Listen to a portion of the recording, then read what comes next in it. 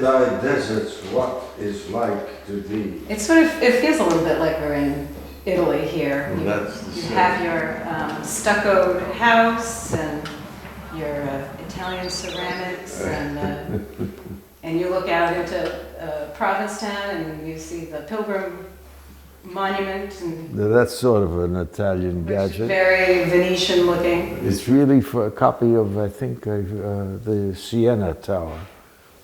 The tower in Siena. It's when they used to love Italian buildings. Yeah. Before modern architecture banished the classical world. Well, you spent 2 years in Italy, so you must have... I spent, 2 years more, almost 3. When I was 21, I went there. Instead of going to college, my father sent me to Italy to study art. Can you imagine such an excellent thing? Well, I had an uncle who was a painter, and they saw that I couldn't do anything else. My father had a business, but I worked for him, and it was a motor business, but I wasn't any good at it. And they saw it, and my mother loved pictures, and so they allowed me to become an artist. That's very unusual. But you were saying before something about this painting. You thought that this was a really good painting. You thought it was. I have the vanity to think it's a good painting, yeah. I mean, I think it's a beautiful painting. It's got, it has everything. It has a nude, it has flowers. It looks a little Matissean. Very much so. Very French picture, I know. But it's very fluid. Thank you, thank you. After that, you spent some time in Europe. Oh yeah, I went to Italy because, well, I was looking for the old art. I guess it was too young. I hadn't had enough training, I thought. There was something disappointing about modern art. It was too easy. But of course it was easy because I was very gifted and very young. And when you're very young and gifted, things are easy. And when things are easy, they're often very beautiful. A Chinese painter once came to a show I had at Graham about 30 years ago, and he said to me, someone brought him around. He was a great Chinese painter named Chang, and many people call Chang. And he said to me, in translation, was translated, he said, there's great beauty in the free and easy. Anyhow, this picture has a little free and easy, I hope. Oh, yeah. So.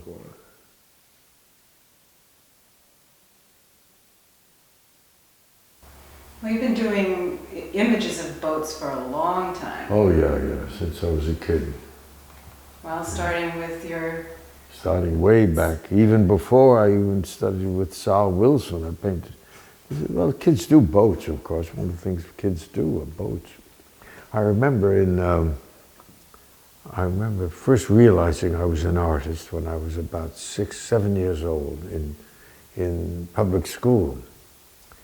When we began to do drawings, and there were only 2 kids who could draw perfectly. One kid could draw a perfect star. See hear the cat? He's got a mouse, oh for God's sakes. A bird, oh no, he's gonna let it go, it's gonna fly around, oh my God.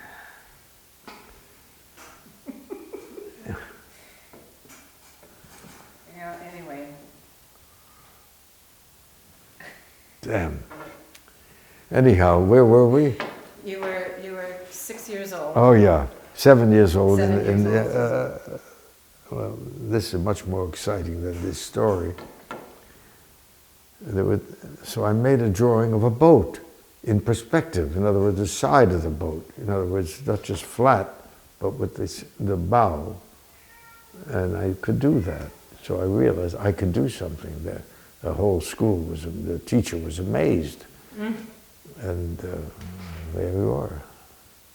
I never forget doing that boat. At any rate, I never forget doing that boat. Oh, yeah. What are we going to do? We got to get a net and get that bird out of here.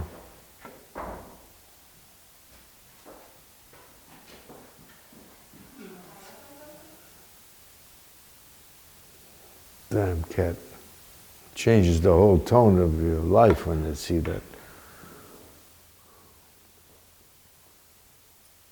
In Italy, they eat every bird there is. You know that? Do you know that, Fredo? They eat every bird there is in Italy. There's no birds. They eat every bird.